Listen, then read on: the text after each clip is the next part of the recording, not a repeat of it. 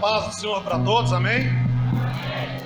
Eu quero convidar os irmãos a abrirem suas Bíblias no Evangelho escrito por Lucas, capítulo de número 21.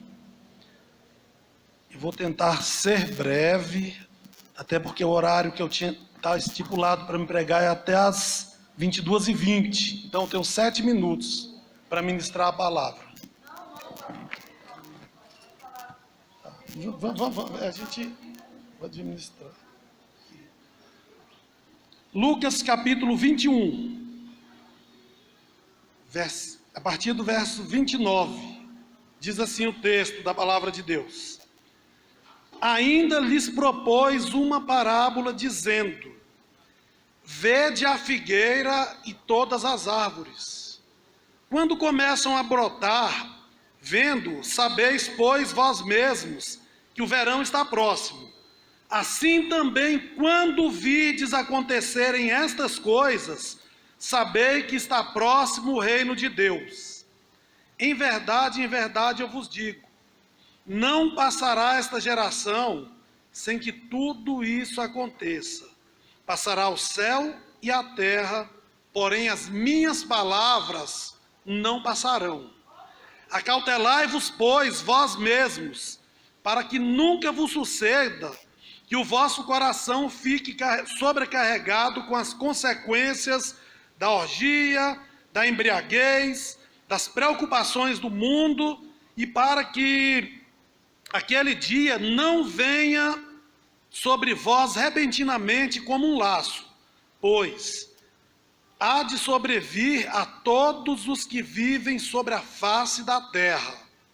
Vigiai, pois, todo o tempo, orando, para que possais escapar de todas estas coisas que têm de suceder e estar de pé na presença do Filho do Homem. Amém? A igreja pode tomar assento. Eu vou passar o rádio. A igreja se assentou. Irmãos, nós estamos nos últimos momentos do ano de 2020. Esse ano de 2020, ele foi marcado por uma série de fatos que foram inesperados. E esses fatos inesperados aconteceram de modo global. Ou seja, todos os habitantes da terra foram atingidos por esses fatos. Eu quero falar do surgimento da Covid-19. Até então, até o início desse ano aqui no Brasil, em vários países do mundo, ninguém tinha conhecimento, exceto na China, onde teve origem. O vírus foi escondido, o médico foi assassinado, o outro foi preso lá, enfim. Mas chegou, esse vírus se espalhou por todo o mundo. Em decorrência desse vírus, as pessoas começaram a ter algumas mudanças. Por exemplo, ninguém esperava de passar o ano todo usando uma máscara, foi novo. Ninguém esperava de, durante todo um ano, ter todo um cuidado de distanciamento social. É claro que é uma regra sanitária que deve ser cumprida por bem de todos, na realidade, não é? Existem estudos que mostram realmente que esse afastamento tem alguma eficácia. Enfim, ninguém esperava por isso. Só que o mais triste de tudo, que também era inesperado, foi a notícia de muitas mortes de pessoas. Até a data de hoje, eu pesquisei, infelizmente morreram 1.810.360 pessoas em todo o mundo. É algo muito triste. Só que, ao mesmo tempo, a gente vai conferir aqui, eu fiz umas continhas, isso equivale a 0,0000258 da população mundial. É muito triste, mas outras doenças como câncer, como pneumonia, como tuberculose e outras mais, têm matado também até mais do que a Covid-19. Mas para nós, como cristãos, como é uma doença nova, nós temos que nos cuidar e nos preservar. Nós não queremos fazer parte desse percentual de 0,000258% da população mundial que foi afetada. mas houve um foco muito grande em cima disso e se esqueceram de outras mazelas. Isso gera pânico. Só que o nosso Deus, ele não nos chama para viver em pânico, mas para vivermos uma vida de plena confiança nele, que é quem cuida de nós e de cada ser humano que está na face dessa terra. A partir dessa doença, então, tem uma palavra que eu podia aplicar a toda a população mundial, a começar de mim, que foi a palavra vigilância. Porque as pessoas começaram a ficar vigilantes? Porque todos diziam lá no seu interior, no seu coração: eu não quero ser atingido por essa doença, eu não quero morrer, eu não quero fazer parte dessas estatísticas. Enfim, todos então têm sido mais vigilantes, mais prudentes para evitarem ser acometidos por essa doença. E além disso, surgiu também um desejo que é de nível mundial, que foi um desejo ardente, que foi o surgimento da vacina. Todos desejam. Alguém não deseja aqui? Quem deseja a vacina? Muitos desejam. Uma vacina que tenha eficácia científica comprovada, lógico. Por que eu estou dizendo isso, irmãos? Porque eu falei da pandemia. Eu falei que foi algo inesperado, que provocou mudança de hábitos nas pessoas, que exigiu vigilância, e as pessoas desejaram ardentemente a vacina, porque foi algo que aconteceu de surpresa. Agora, para nós cristãos, o que isso tem a ver com o texto que eu li? Por que eu fiz essa ilustração? Porque no texto que eu li, Jesus, ele fala da vinda dele. No primeiro versículo lido, que foi o versículo 29, Jesus, ele conta uma parábola, fazendo as pessoas se lembrarem da figueira e diversas árvores. Aí ele diz que quando essas folhas, essas árvores começam a brotar, todo mundo sabe que o verão está próximo. Ou seja, o ser humano, olhando para a natureza, ele consegue discernir as estações do ano. Ou seja, Deus dotou o ser humano de discernimento para compreender as coisas, para entender os fatos. Em seguida, ele diz no versículo 31, ele faz uma comparação.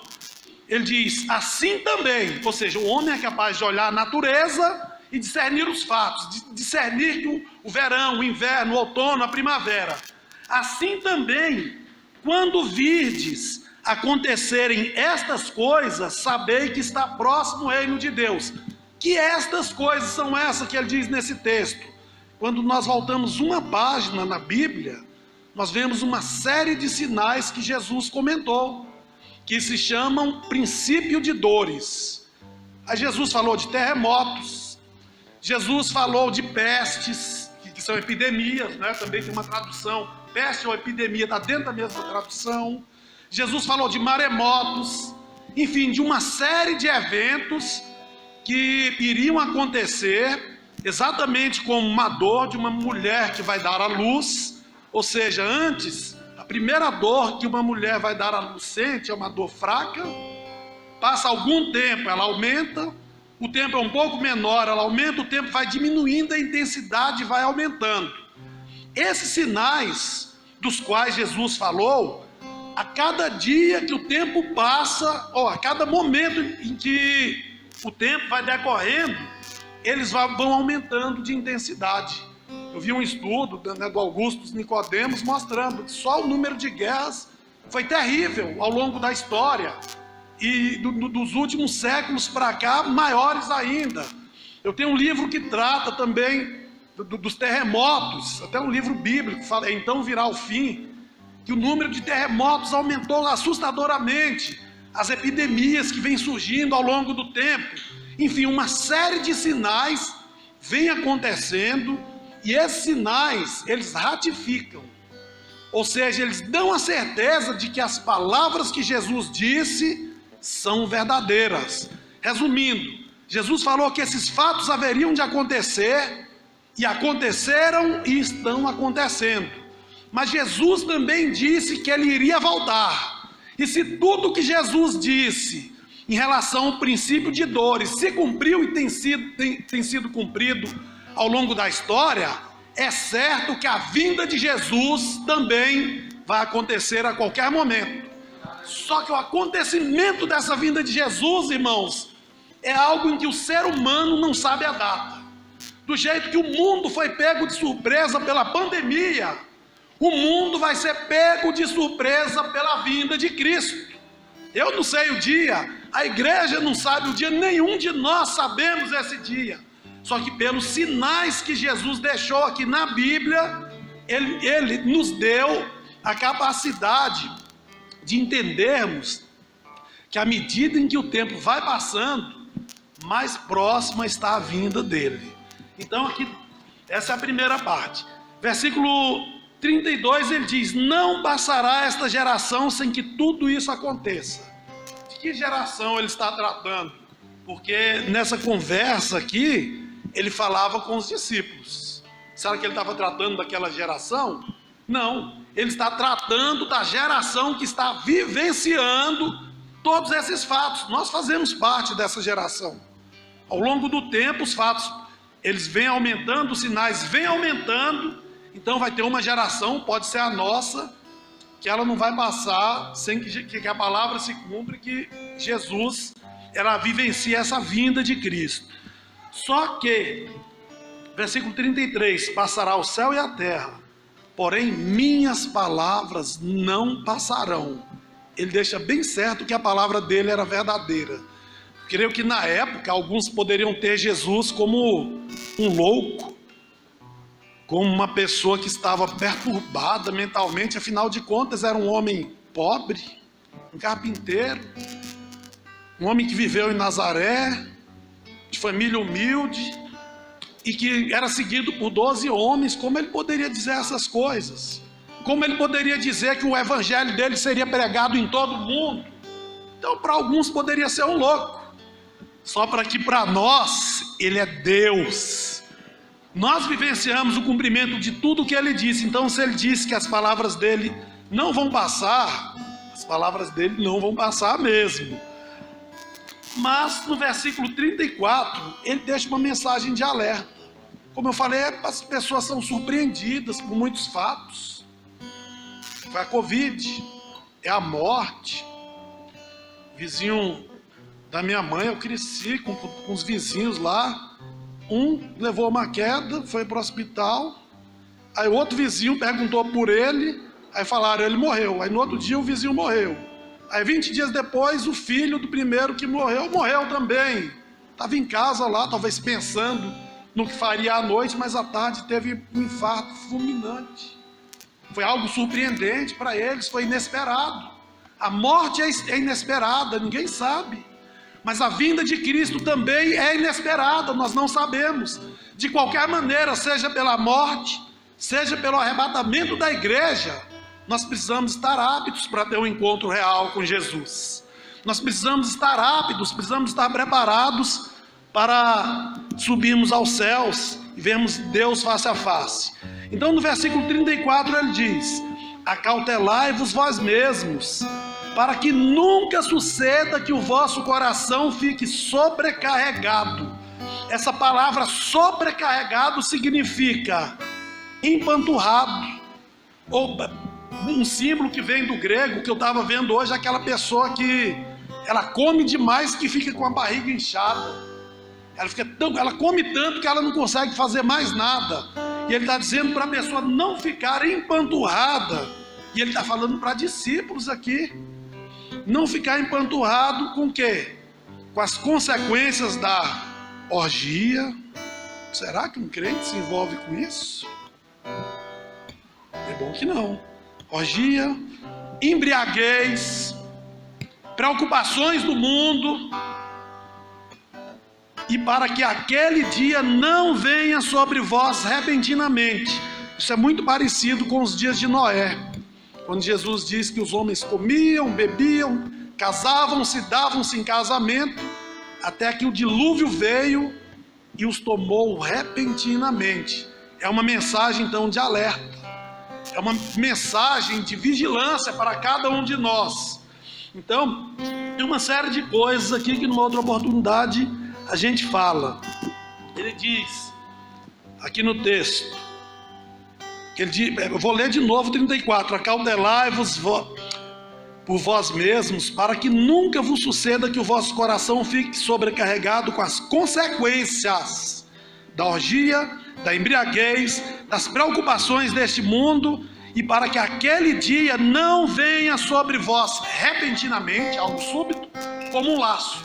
E a palavra laço que está aqui é como uma armadilha, de animais que são pegos por armadilha, é um laço. Ele vai lá, prepara uma arapuca para um passarinho, coloca um pedaço de pão lá, levanta a arapuca, amarra uma cordinha no pedacinho de madeira.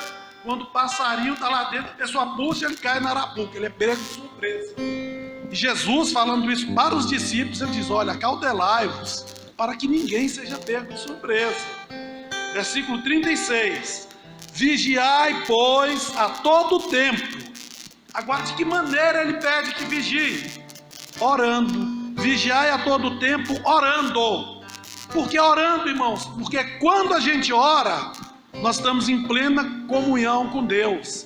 Muitas vezes, quando oramos, nem todas, nós podemos jejuar. Para nós termos uma oração eficaz, a primeira coisa que tem que ser feita antes é conhecer a palavra de Deus, ou seja, estudo, ensino da palavra de Deus. Então, por trás da palavra oração, que é comunhão com Deus, envolve muitas outras coisas. De qualquer maneira, quando ele fala oração, ele está dizendo: olha, meus servos, meus filhos e minhas filhas, mantenham constantemente a comunhão comigo. Então, esse aqui é um alerta do Senhor. Orando para que possais escapar. Olha a palavra que está aqui. A palavra escapar também, ela vem de um sentido de um animal que é perseguido. Por outro, ele consegue fugir. Então ele fala de um escape para nós aqui. Até eu anotei aqui também uma outra palavra dos originais, que é para que tenhais força. Ou seja, em meio a todas as perseguições, em meio a todas as tentações que existem nesse mundo, nós precisamos ter força. E para termos essa força, esse poder, nós precisamos estar cheios do Espírito Santo. E para estarmos cheios do Espírito Santo, nós temos que orar, jejuar, ler palavra, temos que viver uma vida de comunhão com o Senhor Jesus Cristo. Então, ele deixa esse alerta, e depois ele diz: escapar de todas as coisas que têm de acontecer. É uma voz imperativa. Ele não está dizendo que talvez vão acontecer. Ele está dizendo que todos os sinais que ele disse acerca da vinda dele, toda a tribulação que vai acontecer nesse mundo, será uma realidade. E esses sinais, então, estão diante de nós. E ele nos convida, então, a vivermos na presença dele, a termos comunhão com ele, para vencermos e estarmos de pé na presença dele. Ou seja, que sejamos achados dignos de herdar a vida eterna. Nenhum homem, pelos seus méritos, jamais vai herdar a vida eterna. Mas a Bíblia diz, em Efésios capítulo 2, versículos 8 e 9, que: porque pela graça sois salvos, e isto não vem de vós, é dom de Deus, não vem de obras, para que ninguém se glorie. A minha obra não me salva e não salva ninguém, mas a obra de Jesus Cristo é perfeita para trazer salvação a todo aquele que nele crê. É um presente, é uma dádiva de Deus. Então, trazendo algumas aplicações quanto a isso, irmãos, eu falei que a pandemia foi repentina, a vinda de Cristo vai ser repentina, e Jesus falou dos corações que ficam sobrecarregados com uma série de coisas. O alerta, a mensagem que eu quero deixar nessa noite é: como está o meu coração hoje? Onde está o meu tesouro? Como está a minha comunhão com Deus? É uma palavra de uma análise introspectiva, para que nós pensemos bastante acerca do nosso relacionamento com Deus. Pensemos bastante acerca da vinda de Jesus, e que a cada dia nós busquemos no Senhor a graça de andarmos na presença dele e de termos, não por nossos méritos, mas por causa do mérito de Jesus na cruz do Calvário, o direito de herdarmos a vida eterna. seja pelo fim da vida nessa terra, seja pelo arrebatamento da igreja, que é o foco dessa mensagem. Que cada um de nós estejamos prontos para termos um encontro com Jesus. Que cada um de nós façamos essa análise, essa introspecção e possamos participar da ceia do Senhor, lembrando que na cruz ele foi moído por nós. O sangue dele foi derramado em resgate de muitos. E nós fazemos parte desses muitos. Então encerro aqui essa palavra. Agradeço pela oportunidade. Que Deus abençoe toda a igreja.